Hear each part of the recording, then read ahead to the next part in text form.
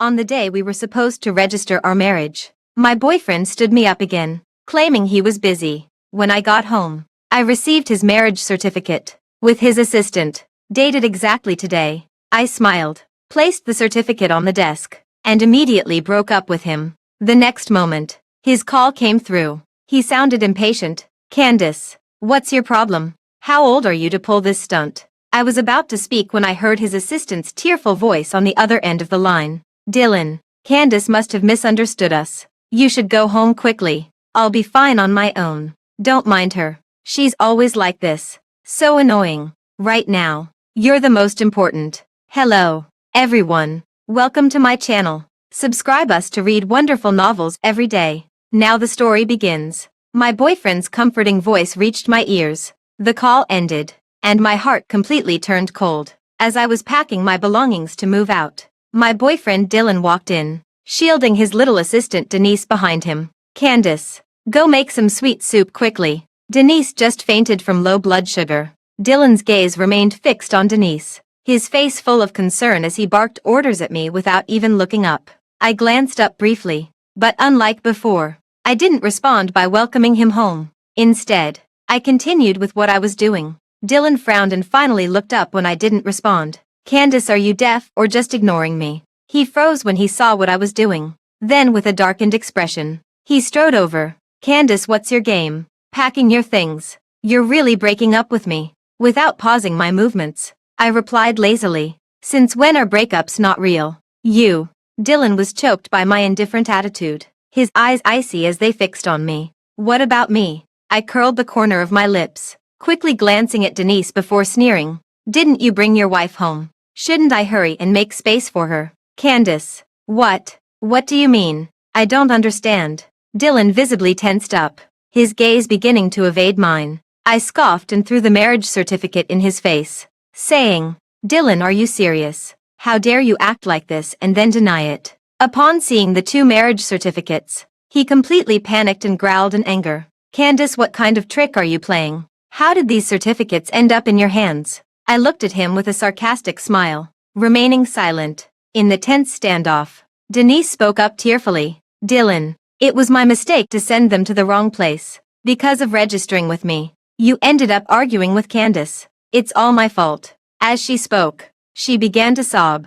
"Denise, you did nothing wrong." Dylan's expression changed instantly, and he walked toward Denise with deep concern, carefully guiding her inside. "Since you already know, I won't hide it from you anymore. Denise was diagnosed with terminal stomach cancer 2 days ago, and she doesn't have much time left. Her final wish is to marry me. You know, Denise has been by my side since graduation, always helping me through difficulties. She's not just my assistant but also my friend. When a friend is in trouble, I can't just stand by. Wait until Denise. Then we'll go get our marriage certificate. Candace, you'll understand me, right?" Dylan looked at me expectantly. I averted my gaze and spoke disdainfully. "She's your assistant, your friend, and your wife. If there's something to discuss, you can talk it over with her. Discussing it with me is pointless." Seeing my resolute attitude, he frowned again. "Candace, is it really necessary? How can you be so heartless? I've already said I'll marry you. What difference does it make whether it's sooner or later? Denise is sick. How can you be so cold toward her?" Denise lowered her head in response, tears falling incessantly. I put away my actions and raised my eyes to look at the two standing side by side. Their perfect coordination made them such a perfect match that I suddenly burst into laughter. Watching my former lover shower another woman with affection, saying my heart doesn't ache would be a lie. But the love between us has already been tainted, and I don't want to entangle myself with him any longer. Fine, I'm cold-hearted. I'll leave right away, so I won't be an eyesore to him. I nodded in response, then quickly walked away, pulling my suitcase behind me. As I passed Dylan, he suddenly reached out and grabbed me, his words dripping with finality. "Candace, enough is enough. Apologize to Denise right now, and I'll pretend this never happened. Otherwise," I cut him off, sneering. "Otherwise what? Never come begging to you again. You want me to apologize? Is she even worthy?" Dylan's expression darkened completely, his voice carrying an unmistakable warning. "Candace, that's enough. I'm giving you one last chance. Apologize to Denise, or don't blame me for turning against you." In the standoff, Denise grabbed Dylan's wrist, pretending to be understanding. Dylan, don't be mad at Candace. Candace isn't wrong. It's all my fault. I should be the one to leave. Dylan, seeing this, immediately shook me off to comfort her. Seizing the moment, I grabbed my suitcase and left without looking back. Before leaving, Dylan's cold voice came through clearly once more. Candace, if you step out that door today, don't even think about coming back. I'd love to see what kind of wonderful life a worthless person like you could have without me. I still paused and looked back. Not out of reluctance, nor regret. I just wanted to see clearly the face of the boy I once loved so deeply, now so detestable. After seeing it, I walked away without another glance. Dylan was once my unrequited love, and also all my choices. He has always been the lofty Clark family eldest young master, while I was just a nobody buried in the dust. We met in college. But unfortunately, our paths never crossed. Every day, I would follow in his footsteps to class, after class, meals, and walks. In the end, to see him more often, I simply buckled down and studied hard, switching majors to the college where he was. Before today, what I was most grateful for was my decision to switch majors back then. Because of that decision, it advanced the relationship between Dylan and me. At that time, the professor told us that if we didn't want to fail the final exam, we should form our own teams to run data in the lab. I've always been the top student in my class. Dylan rejected everyone else's advances and asked to team up with me. I still remember how excited I was at that time. Looking at his handsome face, my heart raced at 180 beats per minute. My cheeks so red they could boil an egg. Dylan rested his chin on his hand, looking at me with sparkling eyes, teasing, Candace, if you keep staring like this, the class bell will ring. The whole class burst into laughter, and I suddenly snapped back to reality, hanging my head in utter embarrassment. But Dylan didn't mean to mock me. He came to my rescue, saying, stop laughing, everyone. It's my honor to successfully team up with Candace. Just like that, our relationship grew closer and closer. In the end, Dylan even took the initiative to confess his feelings to me. We spent 3.5 wonderful years together in college. We were the enviable model couple that everyone admired. But even while in love, I never neglected my studies. I consistently received full scholarships and even secured an offer from a top international company after graduation. But Dylan was the only son in his family, and he had to return home to inherit the family business. Seeing the sorrow in his eyes at the thought of parting from me, I didn't hesitate to turn down a job opportunity most people could only dream of in their lifetime.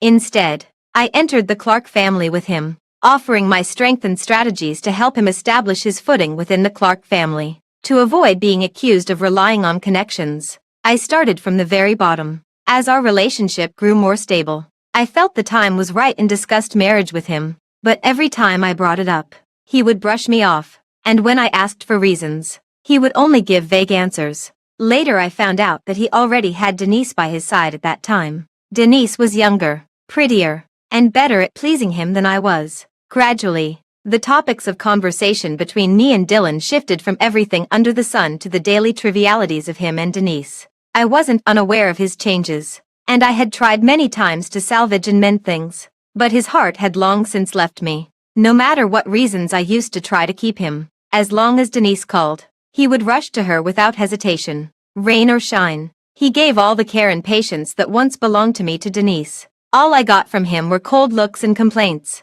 Yet despite this, I still couldn't bring myself to let go. I brought up marriage with him again. This time, he agreed. But on the very day we were supposed to register our marriage, he abandoned me again. For Denise. The moment I saw their marriage certificate, I knew. This time, I really had to wake up. Returning to the old, shabby house left by my parents, leaning against their funeral portrait on the wall, I finally couldn't hold back my tears and broke down sobbing. After venting, I tidied up a bit, then went out to buy daily necessities before settling in. Lying on the childhood bed, my restless heart suddenly found peace. I had the best sleep in a long time, without worrying about Dylan's mood, without worrying about Dylan's food and warmth. In my dream, I saw my long-departed parents. Before I could properly speak with them, the dream turned bitter again in the next moment. Dylan questioned me in the dream about why I treated Denise so harshly. He tugged at my sleeve, demanding I apologize to Denise. A flame instantly ignited in my heart, and just as I was about to retort, I was abruptly awakened by a sharp ringing sound. In my daze, I answered the phone, only to hear Dylan's furious questioning the next moment. Candace, where the hell are you? Did you forget today is the company's signing cocktail party? Everyone else came in pairs, and my plus one is nowhere to be seen. Are you deliberately trying to embarrass me? I was fully awake now and, suppressing my impatience, held the phone away from my ear. If that's what you think, then so be it. Candace. Dylan suddenly raised his voice, followed by the sound of footsteps coming through the receiver. He must have changed locations to take the call. He sighed, then softened his tone. Candace, today is a big day for the company. Can you please not make a scene? Come over quickly. The signing ceremony is about to start. After tonight's banquet, I'll explain everything properly. Okay. His tone was conciliatory, and for a moment, my grip on the phone loosened slightly. Before I could speak, a burst of teasing laughter came from his side. Oh, Assistant Denise is dressed like a bride today. It really is. Upon closer look, Assistant Denise's outfit today matches our little Mr. Dylan perfectly. Denise spoke with a hint of shyness. Don't talk nonsense. I just threw this on casually. Seeing that I hadn't responded for a while, Dylan called out to me again. I scoffed. Dylan, isn't your female companion already here? Stop contacting me. I didn't wait for his reply and quickly hung up the phone, because I knew if I didn't hang up, I wouldn't be able to contain my sorrow. I don't want to dwell on the past, but those 5 years of memories have completely seeped into every aspect of my life. So many days and nights I spent loving him. I never thought about how I would live without him. In the past, he would put me first and promise me forever. But now, he no longer needs me. Tears from the corners of my eyes fell onto the pillow, jolting me awake from memories of the past. The pain in my heart was unstoppable. But before I could process my emotions, the door was violently pounded. My instinctive reaction was that he had come, my body moving faster than my mind could react. When I opened the door barefoot, I realized how ridiculous I had just been. Candace, is it really you? You're back. Neighborhood Committee Auntie Dora was delighted to see me and warmly patted my shoulder. Yes, Auntie Dora, I'm back. Is there something you need? Oh right, I've been too busy catching up with you. Auntie Dora said seriously. Candace, you'd better go downstairs and take a look. Several black cars are blocking the intersection saying they're looking for you. Our community already has narrow roads, and now the neighbors can't even get in or out properly. Frowning, I followed Auntie Dora downstairs and immediately saw Dylan's black car parked at the intersection. When they saw me, the bodyguard opened the car door, and Dylan stepped out with long strides. I turned to leave, but behind me, Dylan shouted coldly, Candace, you stop right there. I ignored him and quickened my pace, but the next second his personal bodyguard blocked my path. Candace, what do you mean? Dylan caught up and slapped me without asking for an explanation. You've gone too far. I tilted my face to look at him, the affection in my eyes already gone. He froze for a moment, then spoke coldly. Do you know I left a room full of guests just to pick you up? Come with me now. I didn't want to pay attention, but the community alley gradually filled with neighbors watching the commotion. Though I didn't want to stay with Dylan, I wanted even less to become the center of gossip in others' eyes. After weighing the pros and cons, I walked toward Dylan's car in my pajamas. The rear window rolled down, and Denise, dressed in an evening gown, said to me apologetically, Candace, I'm sorry, I'm not feeling well. So Dylan let me sit in the back with him. Sorry to make you take the passenger seat. Dylan followed and noticed my gaze fixed on the back seat's Denise. Looking somewhat awkward, he opened the rear car door for me. Coming to Denise's defense, Denise isn't feeling well, so I took her out for a drive. Candace, you don't mind, right? The back seat is spacious enough for all three of us. I quickly averted my eyes and took the initiative to sit in the passenger seat. I don't mind. Dylan was visibly displeased by my attitude, opening his mouth but ultimately saying nothing. He slammed the car door shut and coldly ordered, drive. As the car started moving, the neighbors curiously followed along. Dylan grew even more sullen, speaking in a hostile tone. I never thought people could live in such a filthy, chaotic place, wearing a bespoke suit yet ending up here. What bad luck. Hearing his words, I glared at him through the rearview mirror and retorted sarcastically, Mr. Dylan, Since you're so refined, you really shouldn't have come today. Candace looked pitifully and said, Dylan, is it because I came along and made Candace angry again? Maybe I should switch seats with Candace. Dylan glared at me in the rearview mirror and snapped, you stay right there. Let's see what she can do to you. I pretended not to hear, averted my gaze, and closed my eyes to rest. I needed to conserve my energy for the tough battle ahead. Dylan, since you refuse to let me off easily, don't blame me for resorting to my own methods. The car stopped at Clark's family-owned hotel. Dylan, still seething with anger, got out of the car first and left as soon as it came to a stop. His bodyguard had been following me all along, so he wasn't worried that I might try to escape at the last moment. After leisurely stepping out of the car, Denise approached me with a mocking smile. Abandoning her usual timid demeanor, she arrogantly blocked my path. Candace, don't get too cocky. Dylan is my husband now, and you're just a shameless mistress who can't show her face in public. Just wait and see. The one who'll be standing by his side with a smile in the end will definitely be me. Then let me congratulate you first, Assistant Denise, for finally succeeding in your Cinderella transformation, I said with a smile, clapping my hands sarcastically as I brushed past her and walked inside. Truth be told, I knew that Dylan's insistence on having me attend the contract signing today wasn't out of any real concern for me. It's because the industry leader that signed with the Clark family today was secured by me. The leadership of that leading company only recognizes my capabilities and specifically instructed that all business dealings between the two families must be handled by me. Otherwise there's no deal. If I don't show up today, that industry leader will realize their words are being ignored, and the billion-dollar project is doomed to fail. That's why Dylan lowered himself to personally pick me up from the slums. Just as I reached the grand entrance of the banquet hall, Dylan approached from the side. He furrowed his delicate brows and looked me up and down in my cheap pajamas, his face full of disdain. You plan to attend like this? How utterly embarrassing. After the sarcastic remark, he dragged me into the backstage dressing room. He picked out a gown that matched his suit and tossed it at me. Then she arrogantly instructed the makeup artist, do her makeup and styling, and hurry up. I was like a doll, being manipulated by all sorts of people in all sorts of ways. Looking at myself in the mirror, I barely recognized who I was. Now you at least look somewhat human. Dylan stood behind me with arms crossed, delivering sharp criticism. Hearing his tone, I couldn't help but roll my eyes. To be honest,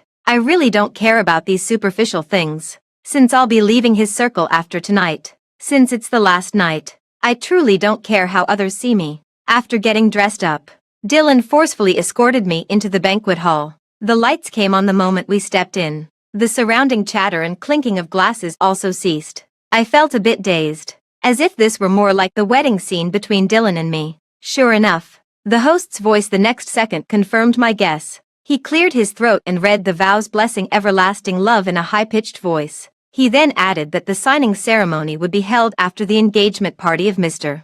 Dylan. As the host uttered the final word, I finally snapped out of my shock. I tried with all my might to shake off Dylan, but he tightly gripped my arm. Candace, you'd better cooperate with me today. His tone was full of an unmistakable warning. I scoffed and pushed him away with all my strength. Under the astonished and gossip-filled gazes of the crowd, I calmly stated, today's engagement ceremony is Mr. Dylan's self-directed and self-acted play. I was unaware of it and do not acknowledge it. I no longer have any relationship with Mr.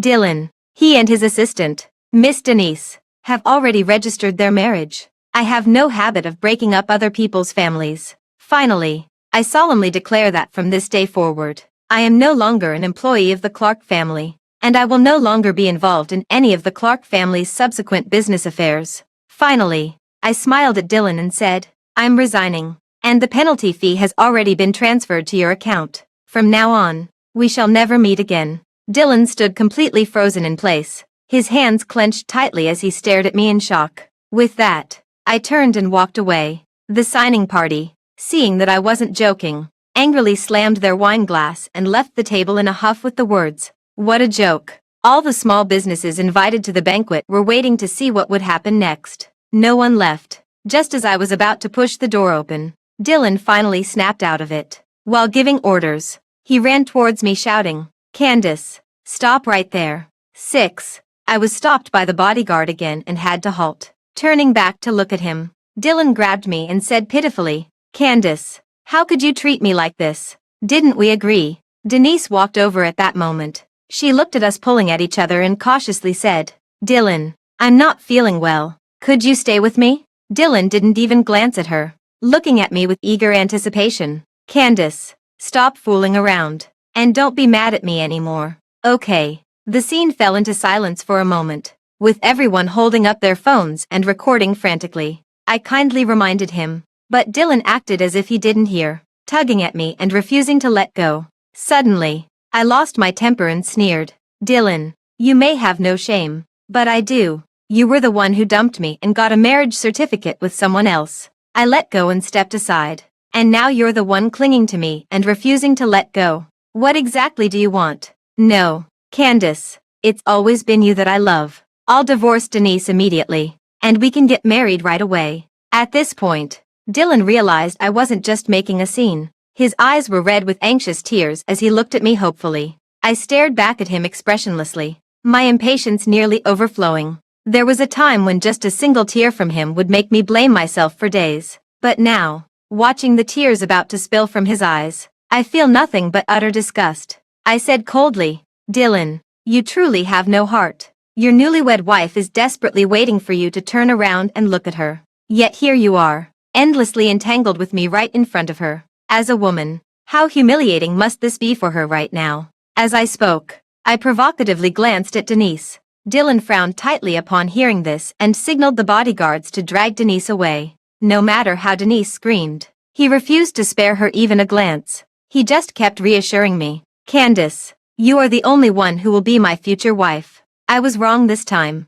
and I will never do it again." Honestly, if the old me had heard this, I would have given him my life. But now, I pushed him away with utter disgust. The Clark family has a vast fortune, and you wouldn't want it ruined in your hands, would you? If you don't care whether the Clark family's stock price plummets, I don't mind dragging this out with you endlessly. As the words fell, Dylan finally trembled and let go. I pushed open the door and hurried away. I didn't expect Dylan to chase after me. His shoes fell off as he ran, leaving a trail of bloody footprints behind him. I calmly averted my gaze and quietly waited for the ride-hailing car to arrive. When he saw me, he reached out to pull me into his embrace, but upon seeing my indifferent gaze, he stopped in his tracks with a look of grievance. "Candace, I've thought it over. Nothing is more important than you. The Clark family has my father. He'll handle everything for me." He spoke with utmost sincerity. I also understood the implied meaning behind his words.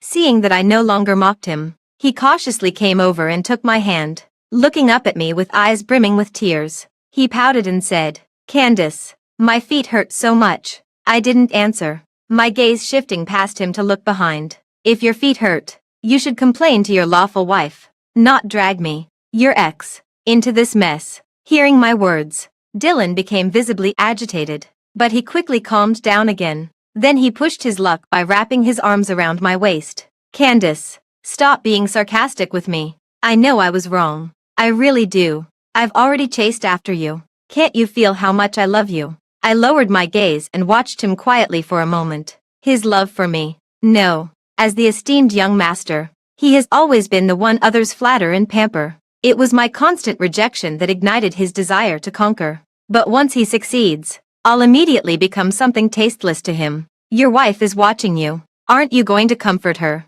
Isn't it a bit too much to let the rightful one show such a heartbreaking expression?" Dylan suddenly turned his head. Denise stepped forward and hugged him. "Dylan, don't go with her. Let's go home." "Okay, Dylan, stop doing things that make me look down on you. Since you've made your choice, there's no room for regret." I added salt to the wound. "Dylan, from now on, I don't want to see you again." Perhaps my repeated rejections had wounded his pride. He pushed Denise away and instead put his arm around her shoulder, glaring at me with a dark expression. "Candace, you really don't know what's good for you. You didn't appreciate it when I was being nice to you, and now you've forced me to get angry. Fine. Never see each other again, is it? Let's see which company would dare hire someone publicly rejected by our Clark family." I retorted. "We'll see about that." The scandal at the Clark family's banquet became the top trending topic that very night. Someone leaked my phone number, and that evening my phone was bombarded by reporters digging for gossip until it crashed. I blocked one batch, and another batch immediately followed, calling in again. Helpless, I had no choice but to go to the service center early the next morning to cancel the Dillon couple's phone numbers. The world finally returned to peace. Just as I was about to settle into a quiet life, Dillon pulled the same trick again. He blocked the intersection of my neighborhood with 3 cars, threatening that if I didn't go with him, he would stay in the car indefinitely. Nowadays, I'm no longer afraid of being the center of neighborhood gossip. I only fear that his dramatic actions might attract reporters to stake out the area. If that happens, my peaceful days will be completely over. Filled with anger, I got into his car. When he saw me, Dillon had a fleeting glimmer in his eyes, which quickly returned to calm. I also noticed, observing him discreetly, "Mr. Dillon, have you forgotten what you said that day? What brings you here to see me today?" My attitude was distant and cold. He lowered his eyes and said softly, "Candace, Dad is in the hospital and wants to see you." He had lost the arrogance from that night, so I remained silent and didn't speak further. The journey to the hospital was silent. Dillon's dad lay pale-faced on the hospital bed. "Dad." Dillon stood half a step behind me, twisting his fingers as he called out softly, Dillon's dad responded tersely, that single syllable carrying an intense pressure. I glanced sideways at Dillon, whose head hung even lower, recognizing these small gestures as his telltale signs of nervousness and fear. In the past, I would have already taken his hand by now, comforting him not to be afraid, assuring him that I was here for him. But now, I step aside and casually sit on the leather sofa, fearlessly meeting the gaze of the Clark family's head. "Mr. Dillon, what brings you here? Let's get straight to the point." I assume Miss Candace is already aware of the sharp decline in the Clark family's stocks. Today, I invited Miss Candace here for no other reason than to hope that Miss Candace and my son can marry as soon as possible. Dillon's dad finished speaking, covering his mouth as he coughed incessantly. Though weak, the unquestionable tone in his voice just now was unmistakable. The caregiver beside him stepped forward to pat his back. Dillon wanted to approach but didn't dare, his gaze instinctively turning to me for help. I subtly averted my eyes and spoke calmly. "Did the Ford family give the Clark family a hard time?" The Ford family is that leading enterprise that recognized my abilities and only wanted to sign a contract with me. Dillon's dad finally stopped coughing. "Miss Candace is a smart woman." I laughed. I finally understood completely. The Clark family doesn't have the Ford family's level of influence, having offended the Ford family with no way to seek reconciliation, and knowing the Ford family holds me in high regard. They set their sights on me. From beginning to end, I was merely a tool for those in power, with no semblance of human rights whatsoever. "Miss Candace, what do you think? I've already terminated that ridiculous marriage arrangement for my son. Now all it takes is Miss Candace's nod, and you can live happily ever after with him." Dillon looked at me with immense anticipation, tears glistening in his eyes. I smiled at him and enunciated each word clearly. "Sorry, I never accept second-hand goods that others have played with." As soon as the words left my mouth, Dillon's dad furiously hurled a glass of water at Dillon. "Useless trash. This is all your fault. Don't you know what kind of worthless thing you are? How dare you act tough in front of me?" Dillon's dad hurls indirect insults while constantly glancing in my direction. Dillon has blood gushing from his forehead instantly, yet still raises his tear-streaked face to stare stubbornly at me. Seeing him injured, my heart remains as calm as still water. Without uttering a word, I simply watch coldly before letting out a scornful laugh and walking away in my high heels. Dillon's dad had never been so blatantly ignored by a junior before. His long-standing sense of superiority was now replaced by frustration. He erupted from the bed in a fury, spewing incoherent curses. Dillon defied his father for the first time just to chase after me, choking back sobs as he pleaded, "Candace, there are no more obstacles between us now. Won't you really marry me? If you know what's good for you, get lost." Fresh from the confrontation with his father, I was seething with anger. Upon hearing this, Dillon shook his head in agony, repeating incessantly, "Candace, you've never treated me like this before. Is there really no chance for us? I've already divorced her. I've always loved you. But I don't love you anymore. I don't believe it. I don't. Candace, you used to love me so much. Have you forgotten?" Dillon was extremely agitated, confronting me hysterically. I pressed my lips together and looked at him. "You know that was just the past. The person I loved is dead to me now." My words were like a thorn. deeply embedded in Dylan's heart. He clutched his head in agony, repeatedly murmuring, "No, it's not." My patience had completely run out. With no mood left to hear his confessions, I shoved him aside and turned to leave. Dylan collapsed to the ground, wailing and screaming behind me. I furrowed my brows and strode away. After that day, I lost contact with Dylan. I didn't specifically follow the movements of the Clark family, but I still saw the latest news about the Clark family on TV. To appease the furious Ford family, the Clark family paid a hefty penalty, forcing them to lay off a large number of long-term employees to cut costs. For a time, the Ford family was filled with complaints, and negative news about the Clark family came flooding in like an avalanche. If it weren't for the Clark family's established foundation,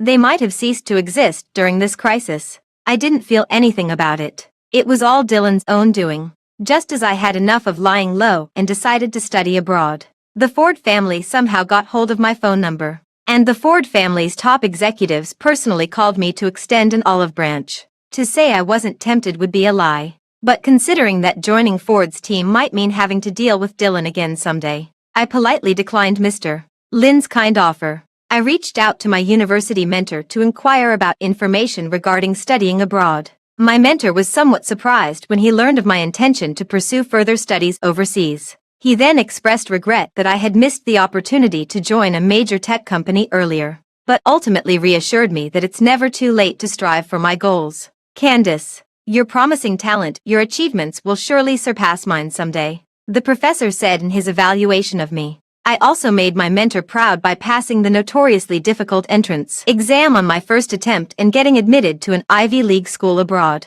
My mentor was so delighted that he contacted all my classmates from that year to organize a grand banquet in celebration. It was at this class reunion that Dylan and I met again. When I saw him again, I was so stunned that I stood frozen for a full minute without reacting. It was Dylan who broke the silence first. "Candace, long time no see." He walked over, flashing a smile at me, but the warmth never reached his eyes. I pressed my lips together and lowered my gaze, unsure how to respond. Noticing my assessing look, he gave a self-deprecating laugh. "I must look really awful now." "Huh, not exactly. Just a bit worn out," I answered honestly. Perhaps it was because my attitude toward him on that last day had been too harsh. So now when I spoke to him calmly, his eyes suddenly reddened. "Candace, I thought you wouldn't even want to say a single word to me anymore." He spoke in a muffled voice, taking a step toward me. I retreated uncomfortably, frowning slightly. "You're overthinking it.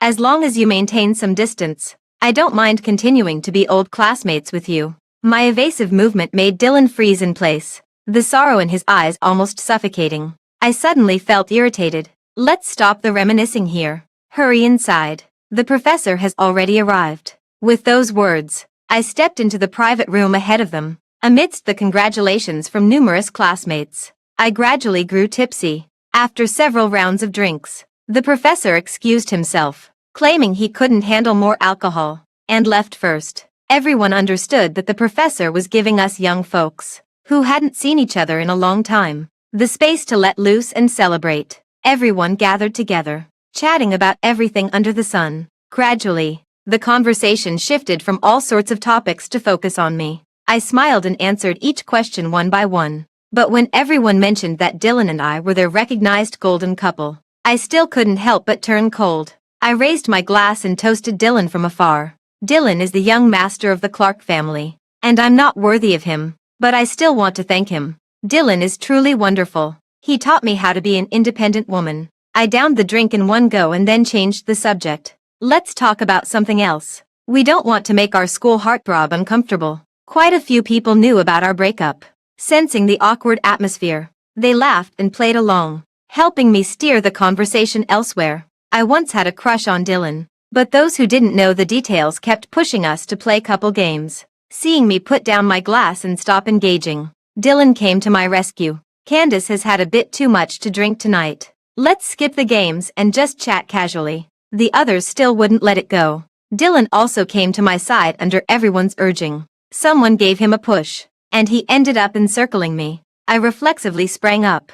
Dylan but swiftly wrapped his arm around the back of my neck. His eyes looked at me pleadingly. The classmates egged us on to kiss, and he actually leaned in toward my lips. At the critical moment, my patience reached its limit. I pried his fingers open and took a step back to put some distance between us. With a dark expression, I said, "Enough, Dylan. Others might not know the situation between us and just join in the fun. But don't you understand, Candace?" Dylan bit his lower lip, looking at me pitifully. I ignored him, turned around, and said to everyone, "Dylan and I broke up a long time ago. The reason was that he secretly got married to another woman behind my back." Amidst the shocked gazes of the crowd, I spoke again. "Sorry, I'm a bit drunk. I'll leave now." I couldn't stay in this suffocating space any longer. I pushed open the door and ran away as if fleeing. I never thought Dylan would become so persistent. I actually started to miss the version of him who used to look down on everything with arrogance.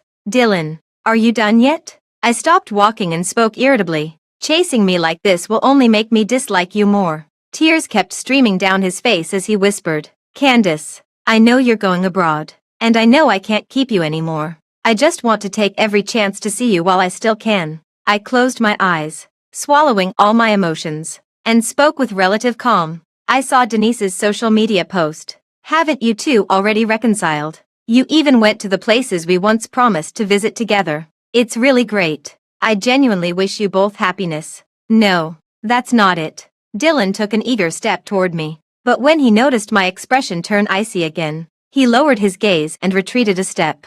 "Denise and I are completely over. She wasn't sick. She lied to me. It's my fault. Everything is my fault. Candace, I truly regret it." He wept silently, his shoulders trembling uncontrollably. If time could be reversed, I would surely embrace him and comfort him softly. Alas, the past cannot be relived. "Dylan, I no longer care about these things. Let me go, and let yourself go too." The day I went abroad, it rained in this city, dragging my suitcase. I walked into the airport and caught another glimpse of Dylan in my peripheral vision, fully armed. He followed me at a distance neither too close nor too far. I sighed softly and entered the lounge. He was sitting right behind me, watching me quietly through his sunglasses. I pretended not to notice, putting on my headphones and waiting quietly for boarding. Just before leaving, I received an unexpected phone call. "Mr. Clark, Miss Candace, there's no need to be so formal. Wouldn't it be more intimate to call me uncle?" Dylan's dad spoke without the sharpness he had shown recently. I glanced at Dylan before replying calmly, "We're not that close. It would be more polite to address you as Mr. Clark." Hearing my response, Dylan clenched his fists. Noticing Dylan's subtle movement in my peripheral vision, I remained unfazed and continued calmly, "Mr. Clark, if you have something to say, please speak directly." The other end of the phone suddenly fell silent. Then came Dylan's dad's sigh. "Miss Candace, if I apologize to you now, would you give Dylan another chance?" I was about to speak when Dylan's dad interrupted. "Don't rush to refuse. Hear me out first. You've been with Dylan for so many years. I admit I never thought much of you before, but I never interfered either. Dylan was pampered since childhood, and I always believed he was just playing around with your relationship. After all, you're from different social classes. But ever since he broke up with you, this child has been completely downcast, and later his health started failing too. As a father, it truly pains me to see. If anything I've done in the past has upset you, I sincerely apologize here. I just hope you can give Dylan another chance for the sake of your past relationship." I put the phone on speaker and stood up facing Dylan. "Mr. Clark, young Mr. Dylan, since that's the case, let me make it clear once again today. From now on, Dylan and I will be nothing but strangers." The day I left, Dylan fainted in the airport lounge. When he fell, his sunglasses dropped off, revealing his handsome face. All the ladies rushed forward to check on him. Seeing this, I deleted the emergency number on my phone screen and dragged my suitcase away. Even as I queued to board the plane, my heart remained unsettled, fearing that the Clark family father and son might come after me again. Not until I was seated in the airplane did my restless heart finally settle down. Gazing at the blue sky and white clouds outside the window, I finally felt a sense of relief. After the plane landed, breathing in the foreign air, I suddenly felt the urge to cry. Sniffling, I suppressed the unease in my heart and walked toward the senior who came to pick me up. Smiling, during my time abroad, I immersed myself in the intense demands of my studies. and all the distracting thoughts in my mind were completely replaced by the overwhelming coursework. If it weren't for that late-night phone call that crossed the ocean, I might have completely forgotten about Dylan. Hello, is this Miss Candace? Dylan has just passed away, and before he left, he insisted that I contact you. He wanted me to tell you, Candace, in the next life, I won't miss you again. The call was disconnected. I was only dazed for a moment. After turning off the phone, I drifted back into slumber.